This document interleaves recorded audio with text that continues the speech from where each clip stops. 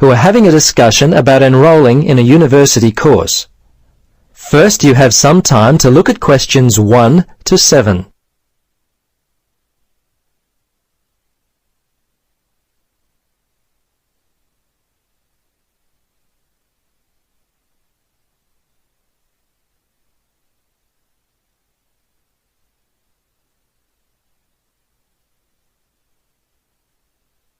Now, listen carefully and answer questions 1 to 7. Registrar's office, this is Pam. Yes, hello. I'm calling about enrolling to study at the university. This is the right number? Yes, this is Mitchford University admissions.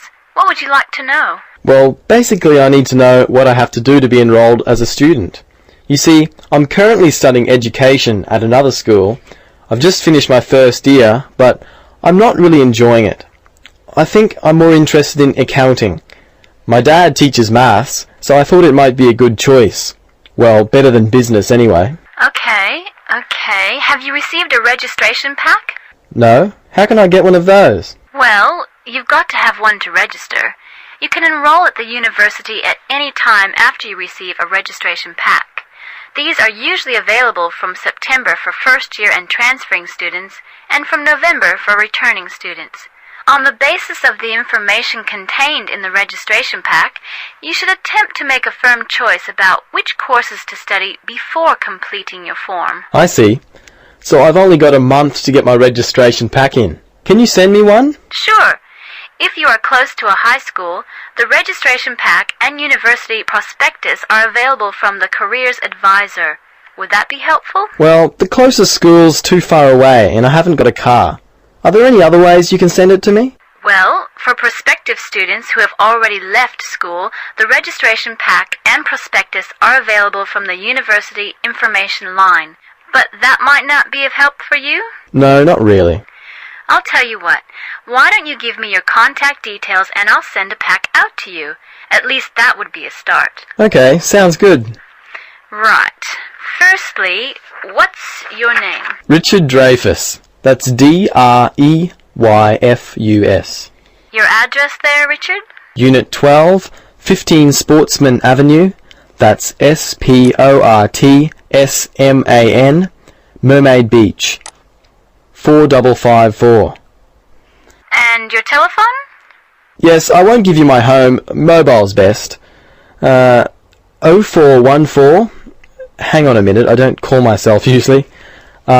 I think it's 0414 658 339. Yes, that's it. Okay, now, do you have email? Yes, I do. It's Dreyfus, my last name, at igo. That's IGO.com. All lowercase letters, of course. Before you listen to the rest of the conversation, you have some time to look at questions 8 to 10.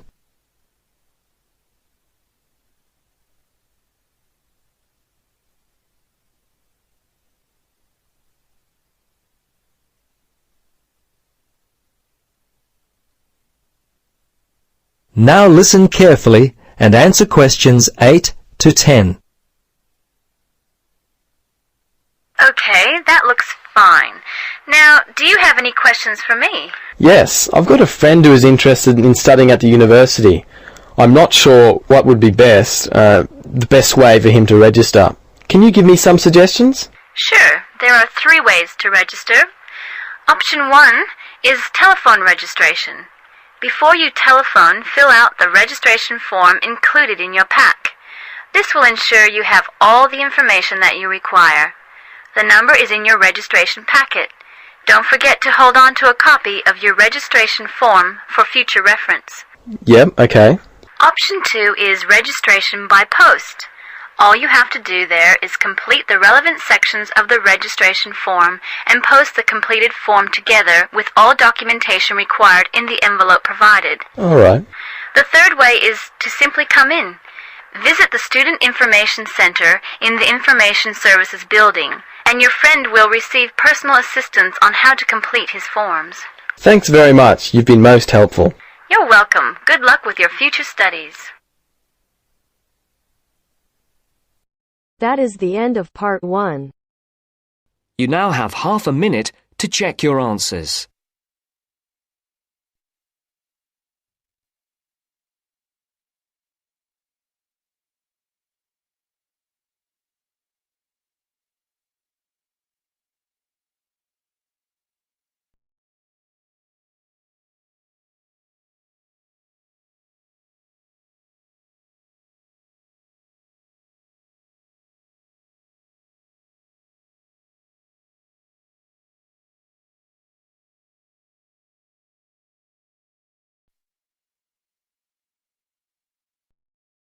Now turns to part 2.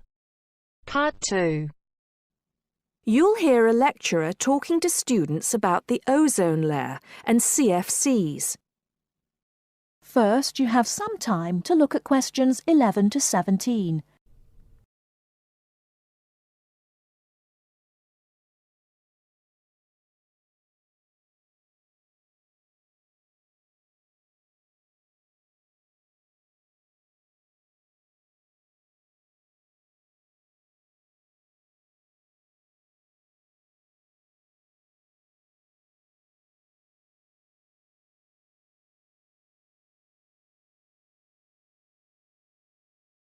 Now, listen carefully and answer questions 11 to 17.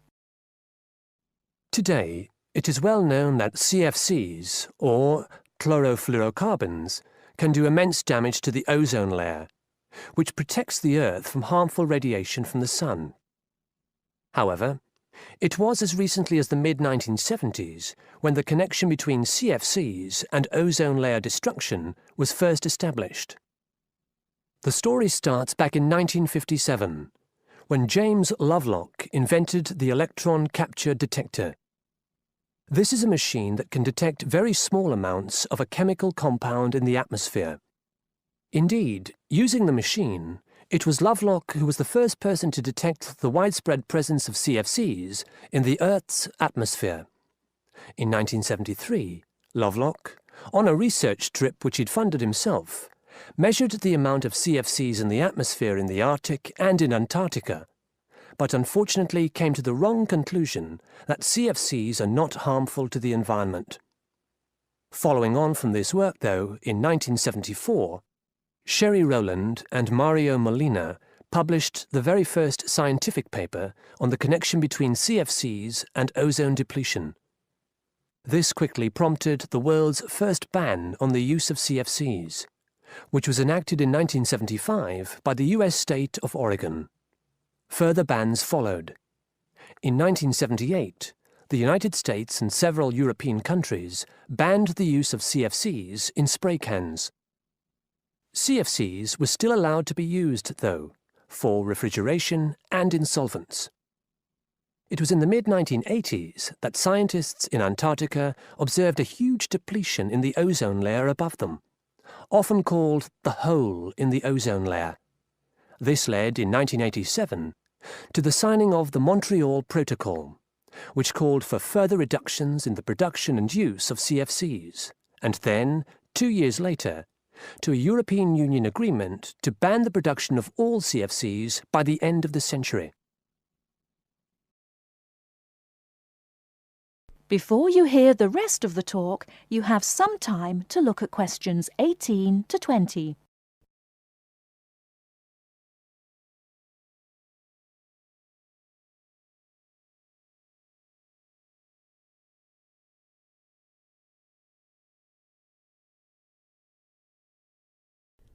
Now listen and answer questions 18 to 20. So why exactly are CFCs so harmful? One of the reasons CFCs were so popular in the production of solvents and refrigeration coolants is that they are unreactive. That is, they don't react easily or at all with other chemical compounds. It's this property, however, that also makes them dangerous. Because they are unreactive, it's very difficult for them to be broken down. This gives them a long lifespan, more than 100 years in some cases, and allows them to rise into the upper levels of the atmosphere, the stratosphere, unchanged. There, ultraviolet radiation from the sun starts to break them down, freeing the chlorine atoms from the CFCs. It's this chlorine that helps destroy the ozone layer.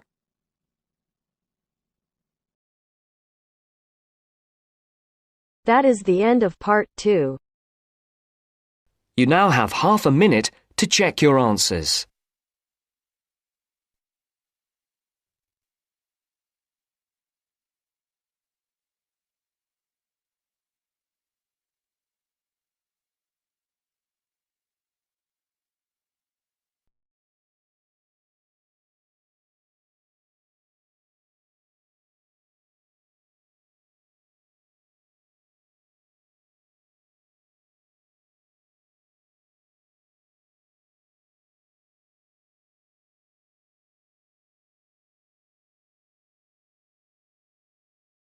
Now turns to part 3.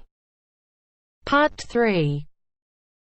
Hear an interview conducted by an interviewer Spiegel with the scientist Peter Piot, who discovered Ebola, a dangerous disease. Both of them are conversing about the disease and its origin. First, you have some time to look at questions 21 to 25.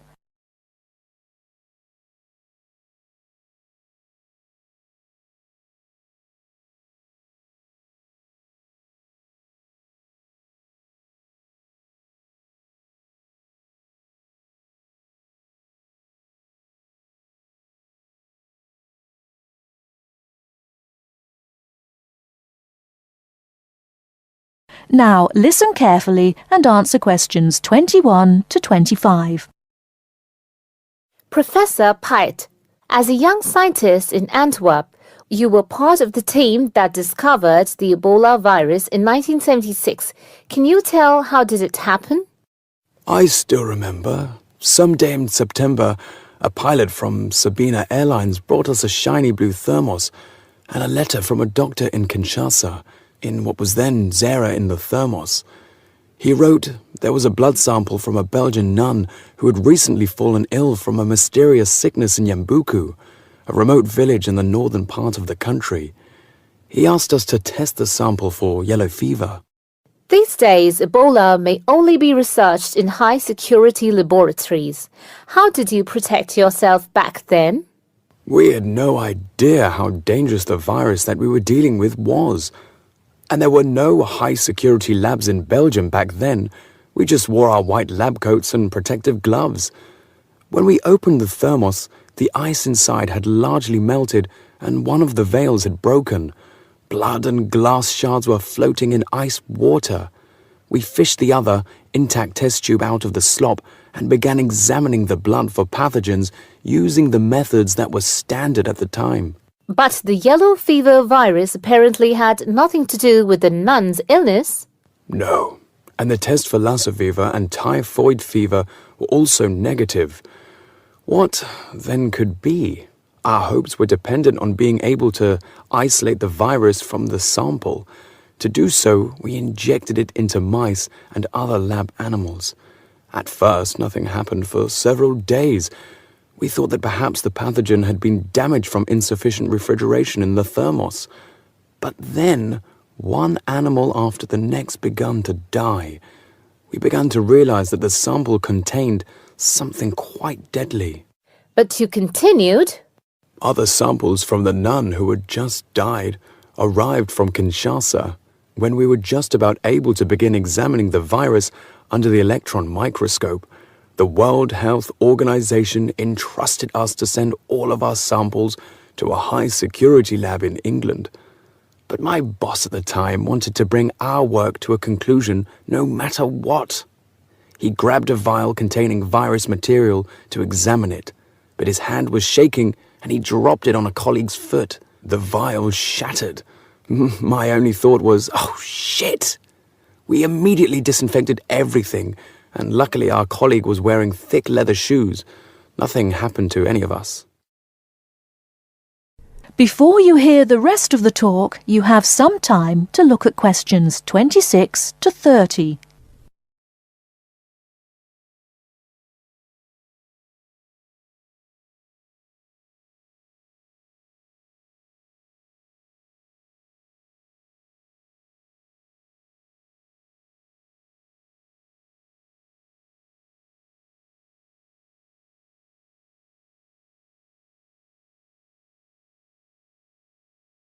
Now listen and answer questions 26 to 30. Were finally able to create an image of the virus using the electron microscope. Yes, and our first thought was, what the hell is that? The virus that we'd spent so much time searching for was a very big, long, and worm-like. It had no similarities with yellow fever. Rather, it looked like the extremely dangerous Marburg virus, which, like Ebola, causes a hemorrhagic fever. In the 1960s, the virus killed several laboratory workers in Marburg, Germany. Were you afraid at that point? I knew almost nothing about the Marburg virus at the time. When I tell my students about it today, they think I must be from the Stone Age. But I actually had to go to the library and look it up in the Atlas of Virology. It was the American Center for Disease Control which determined a short time later that it wasn't the Marburg virus, but a related unknown virus. Hundreds of people had already succumbed to the virus in Yambuku and the area around it. You were also the one who gave the virus its name. Why Ebola? On that day, our team sat together till late into the night. We had a couple of drinks discussing the question. We definitely didn't want to name the new pathogen Yambuku virus, because that would have stigmatized the place forever. There was a map hanging on the wall, and our American team leader suggested looking at the nearest river and giving the virus its name. It was the Ebola River. So by around 3 or 4 in the morning, we had found a name. But the map was small and inaccurate. We only learned later that the nearest river was actually a different one. But Ebola is a nice name, isn't it?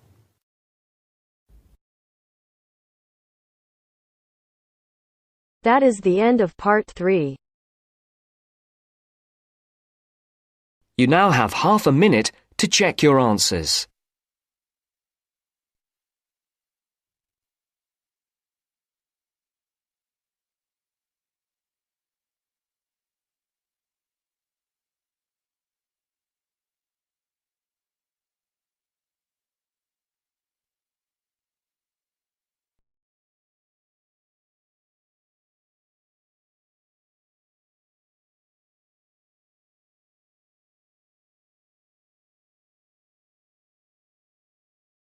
Now listen carefully and answer questions 31 to 40. Cheese is one of those foods that we tend to take for granted as always having been with us. And it's odd to think that someone somewhere must have discovered the process to make cheeses. That takes place today. In the studio to tell us all about it is Monica Maxwell. Today, we all know that the process of making cheeses takes place when microorganisms get into milk and bring about changes in its physical and biochemical structure. Well, obviously, we don't know who discovered the process, but it's thought that it came from Southwest Asia about 8,000 years ago. In the early time, there were mainly 2 types of cheeses. One of them was rather tasteless and bland, in the case of the so-called fresh cheeses, which are eaten immediately after the milk has coagulated.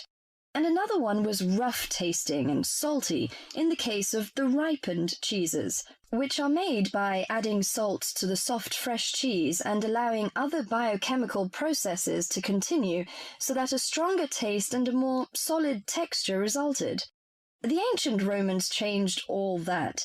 They were great pioneers in the art of cheese-making, and the different varieties of cheese they invented and the techniques for producing them spread with them to the countries they invaded. This spread of new techniques took place between about 60 BC and 300 AD. You can still trace their influence in the English word cheese, which comes ultimately from the Latin word Caseus, that's C-A-S-E-U-S. At this stage in history, people weren't aware in a scientific way of the role of different microorganisms and enzymes in producing different types of cheese, but they knew from experience that cheese's tastes were relevant to something. If you kept your milk or your pre-cheese mixture at a certain temperature or in a certain environment, things would turn out in a certain way.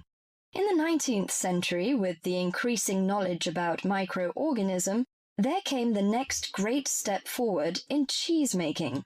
Once it was known exactly which microorganism was involved in the different stages of producing a cheese, and how the presence of different microorganisms affected the taste, it was possible to introduce them deliberately and to industrialize the process.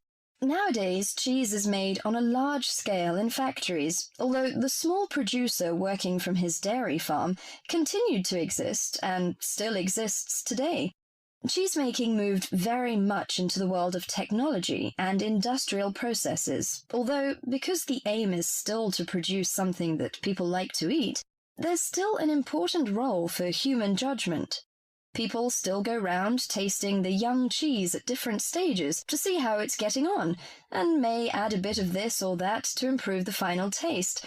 Whatever the scale of production, there is still room for the development of art alongside the technology. That is the end of part 4. You now have half a minute.